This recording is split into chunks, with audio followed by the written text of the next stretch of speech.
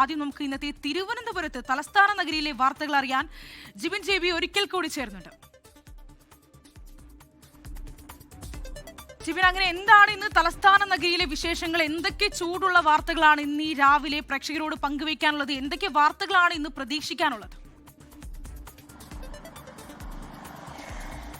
ശ്രീനിധി, തിരുവനന്തപുരത്ത് ഇന്ന് പ്രധാന വാർത്ത എന്ന് പറയുന്നത് നമ്മുടെ ആശുപത്രികളിൽ, പ്രധാനമായും തിരുവനന്തപുരം മെഡിക്കൽ കോളേജിലും കിംസ് ആശുപത്രിയിലും നടന്നുകൊണ്ടിരിക്കുന്ന ശസ്ത്രക്രിയകളാണ്. അതിന്റെ തുടർ നീക്കങ്ങൾ. കാരണം ഈ ആശുപത്രി ശസ്ത്രക്രിയ കഴിഞ്ഞതിന് ശേഷം അവിടെയുള്ള മറ്റ് രീതികൾ, ഈ കുട്ടികളുടെ ഈ ശസ്ത്രക്രിയയ്ക്ക് ശേഷമുള്ള നടപടിക്രമങ്ങൾ എന്തൊക്കെയാണ് എന്നുള്ള കാര്യം അവിടെ നിന്ന് ലഭിക്കേണ്ട ശുഭസൂചനകളുമാണ് നമ്മൾ കാത്തിരിക്കുന്നത്. മറ്റൊരു കാര്യം എന്ന് പറയുന്നത് ആഗോള അയ്യപ്പ സംഗമമാണ്. ആഗോള അയ്യപ്പ സംഗമവുമായി ബന്ധപ്പെട്ടുള്ള ഈ സാമ്പത്തിക ക്രമക്കേട് ആരോപണങ്ങൾ, അത് സംബന്ധിച്ച് 17-ാം തീയതി ഒരു ദേവസ്വം ബോർഡിന്റെ യോഗം വിളിച്ചു ചേർത്തിട്ടുണ്ട്. അതിന് മുന്നോടിയായി തന്നെ ഇതിലൊരു വ്യക്തത വരുത്തേണ്ട ദേവസ്വം ബോർഡിന്റെ കൂടി ഉത്തരവാദിത്തമാണ്. അത് സംബന്ധിച്ചാണ് ഊരാലുങ്കൽ ലേബർ സൊസൈറ്റിയുമായും അവരുടെ കീഴിലുള്ള കമ്പനി, അതുപോലെ തന്നെ ഓഡിറ്റ് നടത്തിയ കമ്പനി, ഇവർ തമ്മിലുള്ള ഒരു യോഗമായിരിക്കും.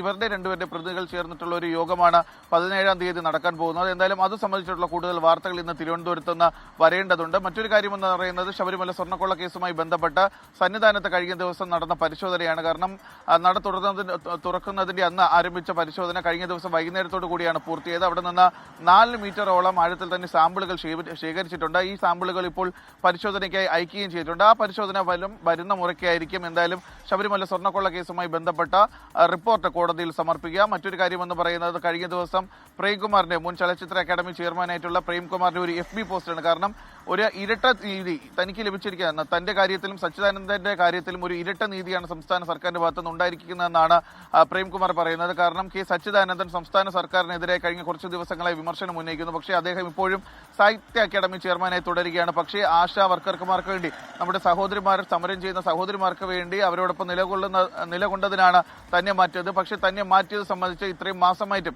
ഔദ്യോഗികമായി ഒരു അറിയിപ്പും തന്നെ ലഭിച്ചിട്ടില്ല എന്നുള്ള ഒരു കാര്യം കൂടി പ്രേംകുമാർ FB പോസ്റ്റിലൂടെ വ്യക്തമാക്കുന്നു. അത് മാത്രമല്ല, താൻ എല്ലാ കാര്യങ്ങളും ചെയ്തിട്ടുണ്ട്, തന്റെ ആത്മാർത്ഥമായിട്ടുള്ള പ്രവർത്തനമാണ് ഇവിടെ പ്രശ്നമായതെന്ന് കൂടി പ്രേംകുമാർ FB പോസ്റ്റിലൂടെ ചോദിച്ചിരിക്കുന്നു. എന്തായാലും ഇനി നോക്കുന്നത് പ്രേംകുമാറിന്റെ ഒരു ഔദ്യോഗിക പ്രതികരണത്തിൽ കൂടിയാണ്. അങ്ങനെ ഇന്ന് തിരുവനന്തപുരം എന്ന് പറയുന്നത് സംഭവബഹുലമായ കുറച്ച് വാർത്തകൾ തിരുവനന്തപുരത്ത് നിന്ന് വരാൻ കൂടിയുണ്ട്.